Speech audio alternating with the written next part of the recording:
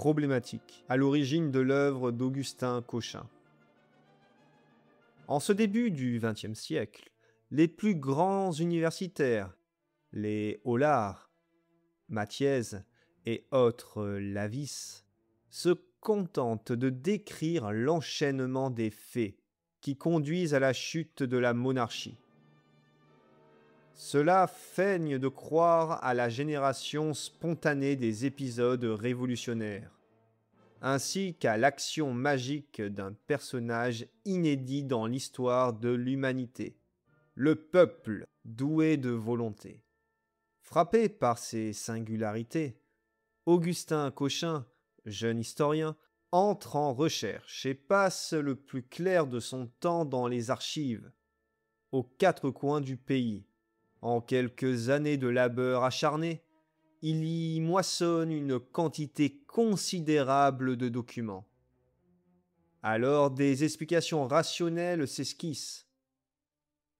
Elles conduisent Cochin à intégrer à la discipline historique des facteurs sociologiques, comme les lois de fonctionnement des sociétés philosophiques du XVIIIe siècle.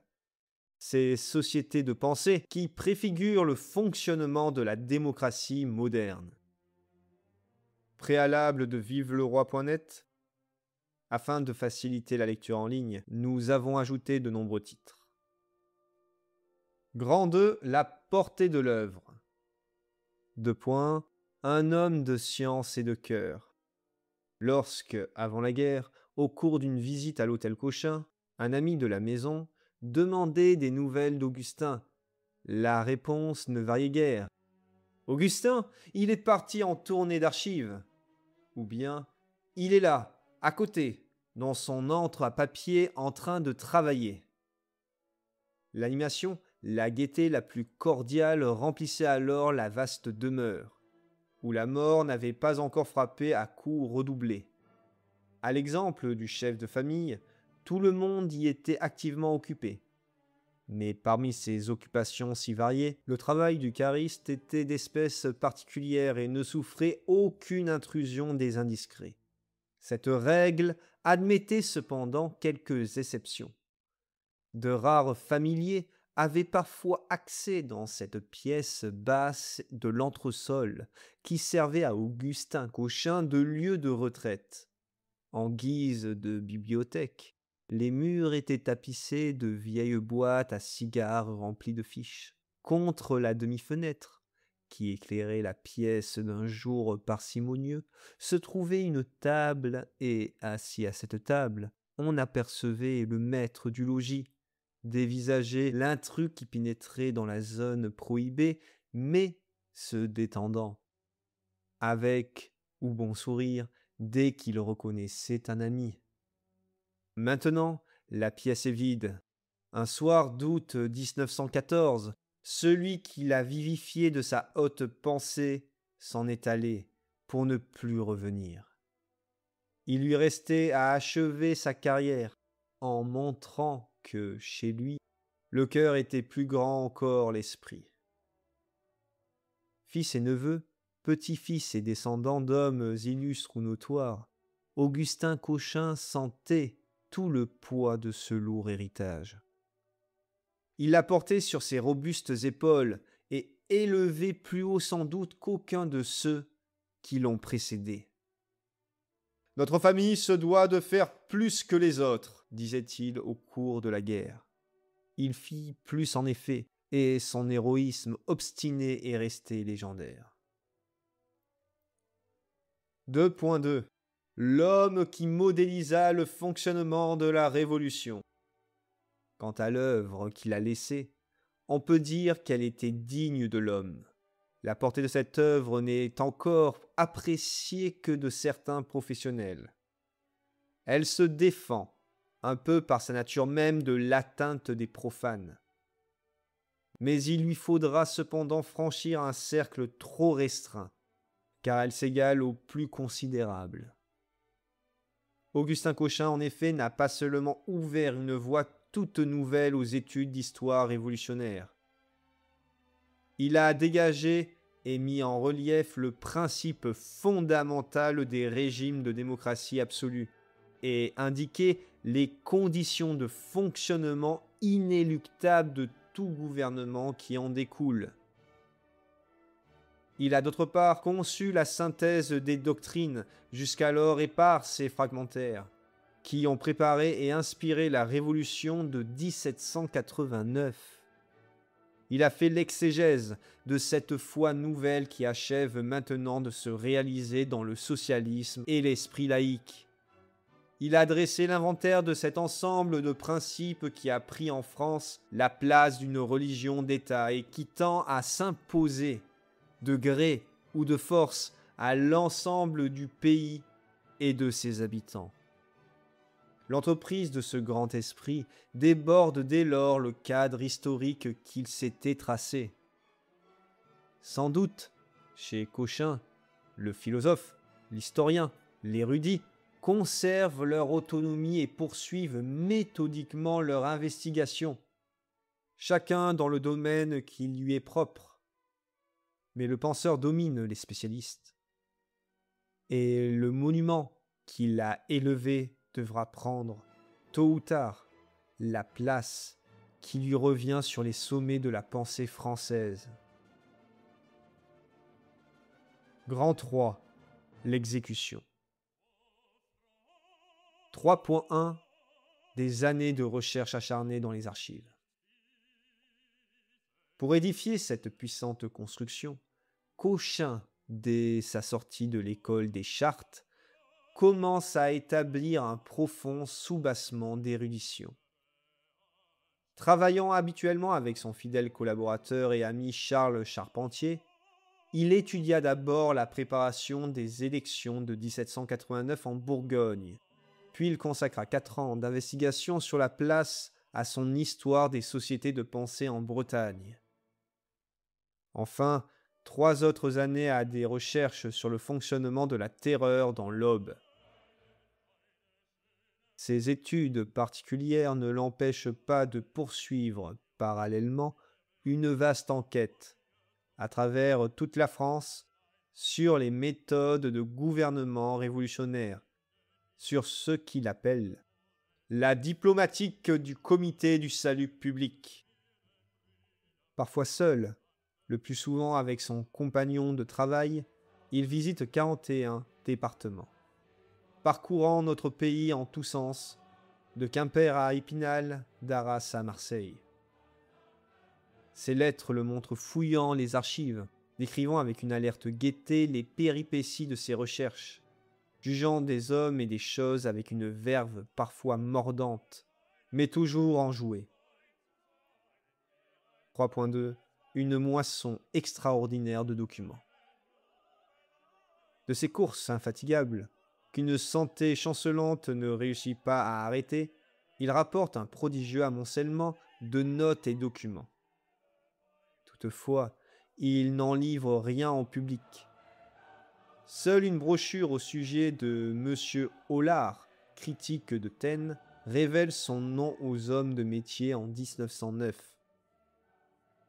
Cette brochure, d'une ironie redoutable, contient un résumé succinct de la plupart de ses conceptions proprement historiques et excite une vive curiosité. Mais Cauchin rentre dans le silence pour n'en plus sortir. Et pourtant, à cette même époque, après 7 années de labeur acharné de travail, infernal mais excitant, il est enfin sûr de tenir quelque chose de gros et par le bon bout. Son ouvrage sur la Bretagne est prêt en 1911. Prête aussi, bientôt après, la première partie du grand recueil sur le gouvernement de la terreur avec la magistrale préface qui l'accompagne. Quant à ce discours préliminaire, qui devait couronner tout l'édifice et constituer la partie doctrinale de l'œuvre, la rédaction en est très avancée lorsque survint la guerre. Mais il ne cesse ensuite de la remanier jusque sur son lit de blessé. Tels sont, en effet, les scrupules de conscience du savant, qu'il remet constamment son œuvre sur le métier, sans pouvoir se décider à rien publier. 3.3. Le sacrifice. Cochin tombe héroïquement sur le front en 1916. La guerre le prend en plein travail, et dès lors, il presse sa destinée. « Je ne fais pas un mince sacrifice !» écrit-il à son frère en partant sur le front. Abandonnant tout, il se bat admirablement, sans répit, et tombe au bout de 2 ans, sans avoir même commencé à recueillir le fruit de son immense labeur. Le sacrifice, tel qu'il l'avait prévu, était complet, et risquait même de devenir définitif. En effet, pour beaucoup de lecteurs, le combattant masque l'écrivain. Son acharnement légendaire, sa mort héroïque, ont été souvent célébrés. Si les publications posthumes attirèrent dès le début l'attention d'esprits clairvoyants, bien d'autres appréciateurs se bornèrent à déplorer la perte d'un travailleur qui donnait de grandes espérances, et à regretter l'inachèvement d'une œuvre qui s'annonçait fertile. Dès lors, il n'est plus besoin d'insister, et il convient de passer son chemin en tirant poliment son chapeau. 3.4 Publication posthume d'une œuvre magistrale, mais reconstituée. Le dernier ouvrage paru, Les sociétés de pensée et la Révolution en Bretagne, a peut-être modifié un jugement aussi sommaire. Il importe néanmoins de le déclarer entièrement controuvé. L'œuvre est faite. Certaines parties sans doute n'ont pas été achevées, mais dans son ensemble, le monument est construit.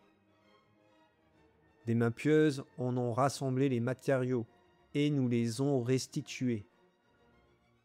Il convient, au seuil de cette étude, de rendre un particulier hommage à Monsieur l'abbé Ackermann, auquel revient, pour la plus grande part, le mérite de cette heureuse entreprise. Quelques parties restent encore à publier, mais tout l'essentiel d'une œuvre reconstituée peut être rapidement, en tout cas avec un soin diligent, et maintenant livré au public. Plus tard, les érudits pourront revoir ces manuscrits surchargés et les rééditer, et les réétudier avec le frémissement que donne le contact de la pensée pascalienne, suivant la belle comparaison de M. Goyot. Toutefois, telle qu'elle existe actuellement, l'œuvre d'Augustin Cochin suffit à donner l'aperçu fidèle de ses conceptions. Suivant le désir maintes fois exprimé par le glorieux disparu, elle permet surtout aux chercheurs qui voudront s'en inspirer de venir y puiser toutes les directives nécessaires à l'orientation de leurs recherches et de leurs travaux. Oublions donc pour le moment le combattant et le héros. Nous le retrouverons plus tard. Ne songeons qu'à l'historien, au penseur. Il se suffit à lui-même. Grand 4. L'histoire sans Cochin. 4 points. Un personnage inédit de la Révolution française.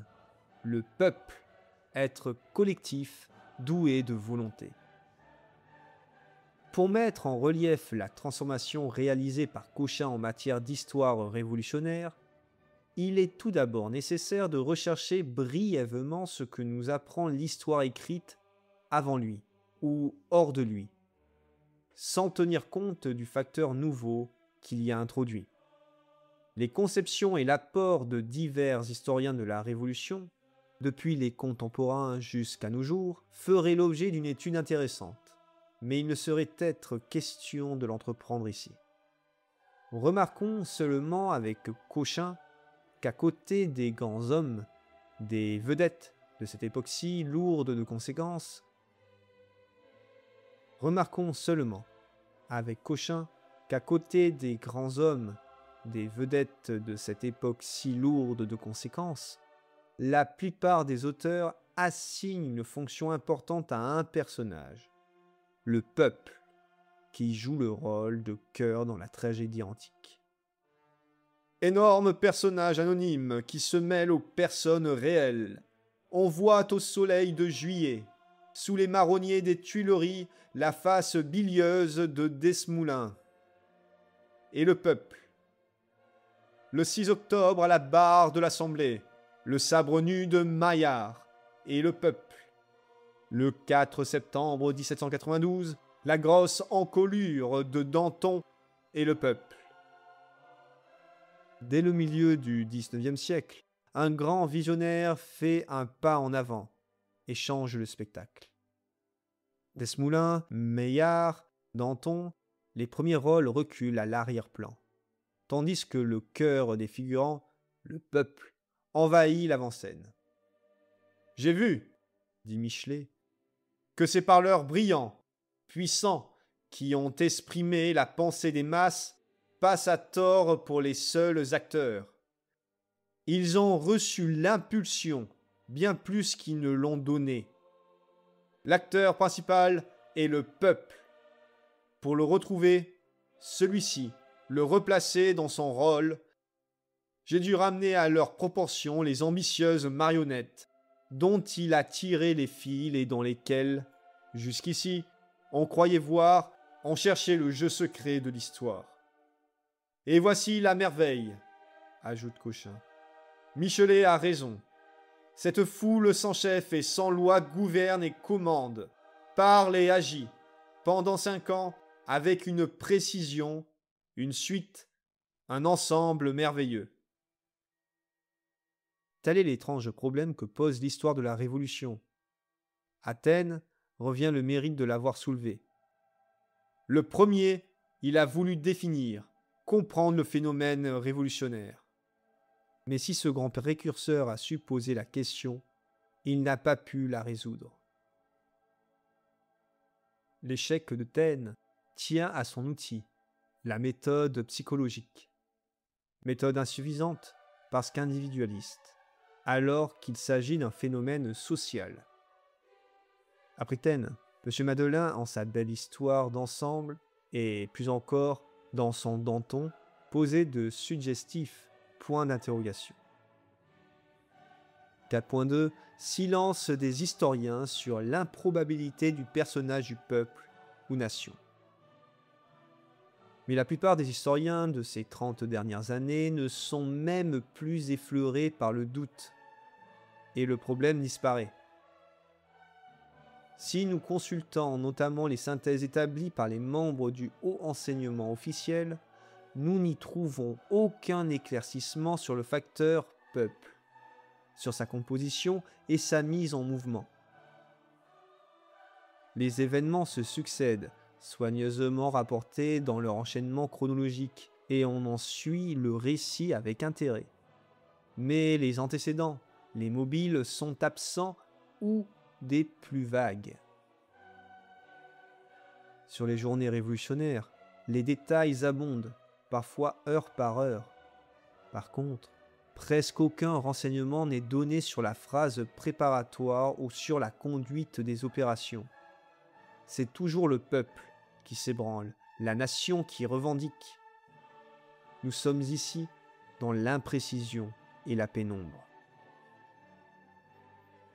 4.3 Des archives qui révèlent la non-spontanéité des événements révolutionnaires. Et pourtant, nous nous trouvons devant une suite de faits bien étranges.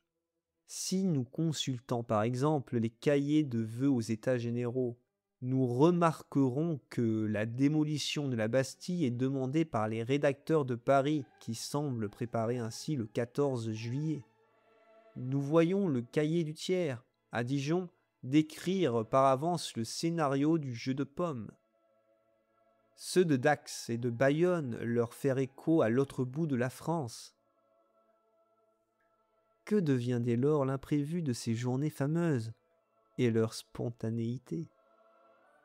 Si nous ouvrons ensuite quelques histoires locales, nous ne serons pas moins surpris de voir les habitants de simples bourgades rurales, dans une lointaine province comme le pays de Forez, par exemple, se référer aux délibérations du tiers en Dauphiné, en Guyenne, en Bretagne, en Normandie. D'où leur vient un ensemble aussi complet d'informations? Et comment se réalise un accord aussi général? Ce concert amène d'ailleurs des résultats non moins extraordinaires. Requête pareille en novembre 1788, de Rennes à Aix, de Metz à Bordeaux. Requête pareille en avril 89.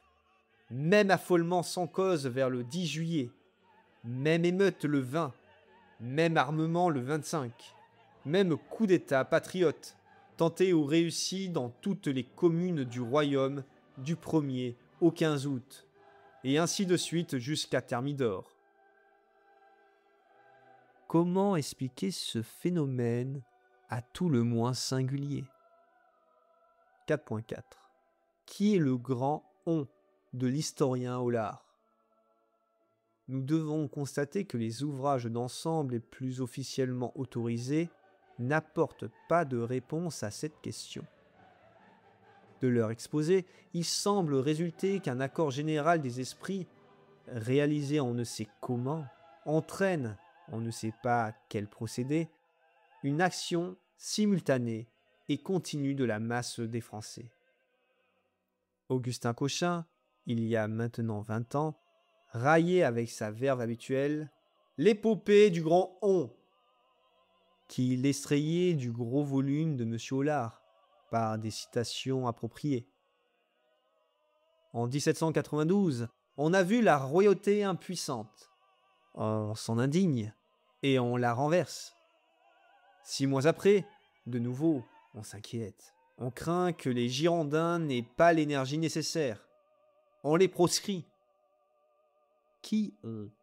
Se demande Cochin. Combien? Comment assembler? Comment représenter? La critique sait ce que c'est que 500 ou 2000 artisans ou bourgeois. Elle ne connaît pas on, le peuple, ou Paris, ou la nation. Elle demande qui est ce bon patriote anonyme qui lance une motion opportune. Qui cet autre là-bas, qui l'applaudit à chaque mot? Qui ce troisième qui s'improvise orateur du peuple?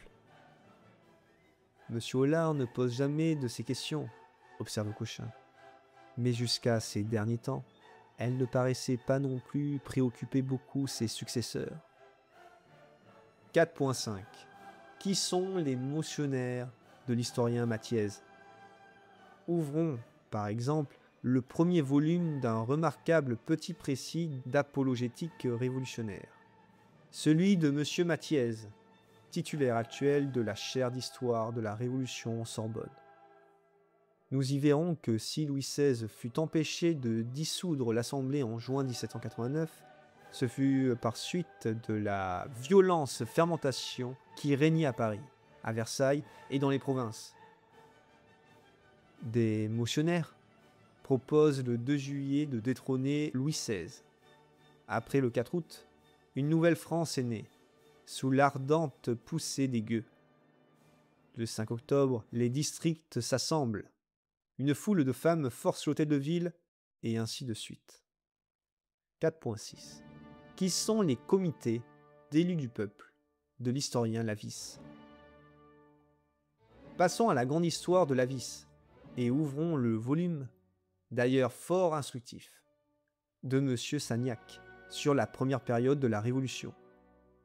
Nous trouvons là des indications qui soulèvent un coin du voile, sans toutefois préciser autrement. C'est ainsi que l'auteur mentionne le groupe des avocats ou des littérateurs qui ont préparé la Révolution dans les clubs et les sociétés populaires. Lors de la prise de la Bastille, une nouvelle puissance s'était manifestée, celle du peuple de Paris, puissance anonyme et redoutable. Nous reconnaissons ici le langage de Michelet. À la même époque, se constituent un peu partout des comités composés d'élus du peuple qui supplantent les municipalités régulièrement établies. Ces faits singuliers ont des causes toutes abstraites et des antécédents bien précis, sous l'influence de l'esprit nouveau et sous la pression des circonstances, lesquelles l'armée commence à se dissoudre. Les nouveaux régiments se laissent gagner par le peuple, les représentants du roi sont travaillés par l'esprit de liberté qui partout fermente. En juillet 1789, les villes s'arment. Les enrôlements volontaires se firent vite et spontanés. Mais ensuite, non moins spontanément et sans doute, les arsenaux et dépôts furent vidés ou même pillés en plus d'une ville.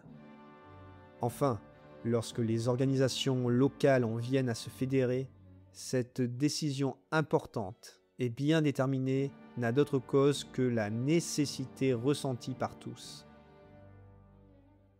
Grand 5. Un exemple, la Grande Peur.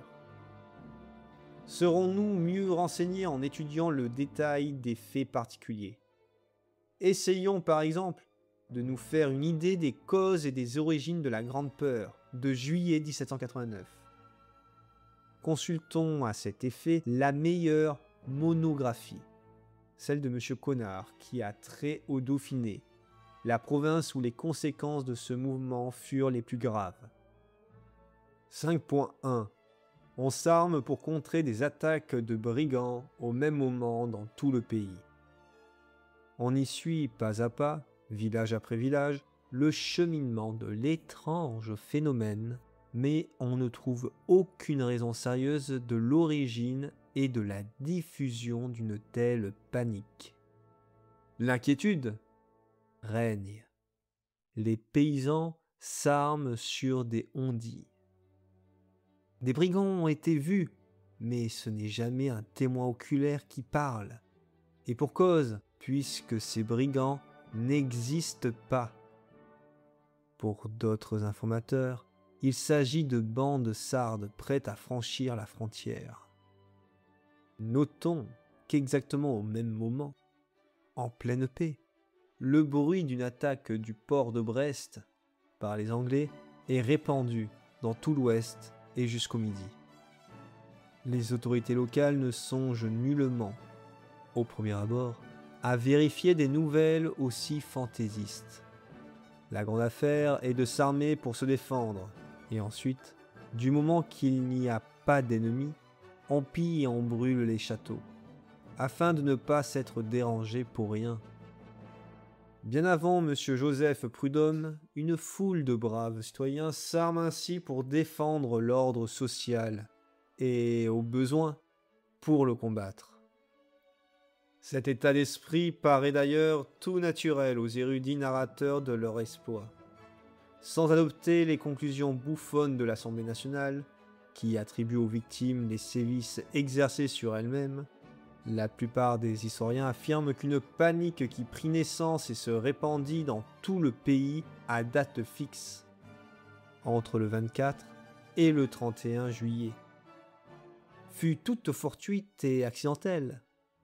Les bourgeois des villes n'avaient pas senti toute la spontanéité, toute la nécessité sic de ce soulèvement. 5.2. Des hasards et phénomènes spontanés qui concourent tous à la chute de la monarchie. Toutefois, ce mouvement si fortuit et si spontané eut sans doute par hasard des conséquences fort utiles à la bonne marche de la Révolution. Les pillards étaient mus par un surinstinct, au dire d'un autre érudit qui raconte la Grande Peur dans le département voisin. Les résultats furent salutaires. La nation s'arma. Elle fut en état de veiller à sa sécurité et à ses droits. L'Assemblée nationale mit fin le 4 août à l'Ancien Régime. M. Sagnac conclut de même. L'Ancien Régime se trouvait abattu, et l'Assemblée n'avait plus qu'à reconnaître le fait accompli. Le même historien estime, lui aussi, que ce mouvement si opportun fut un phénomène spontané. On pourrait faire les mêmes observations au sujet du compte rendu de tous les mouvements, de toutes les journées populaires. Le hasard et l'instinct font toujours bien les choses. Si nous revenons pour conclure aux appréciations d'ordre général, nous retrouvons chez le plus érudit et le plus fervent spécialiste contemporain un jugement d'ensemble identique au précédent. La vérité, dont l'évidence crève les yeux, s'écrie monsieur Mathiez, critiquant Cauchin, c'est qu'aucune révolution ne fut plus spontanée, moins concertée, que celle qui emporta toute la France dans un élan irrésistible.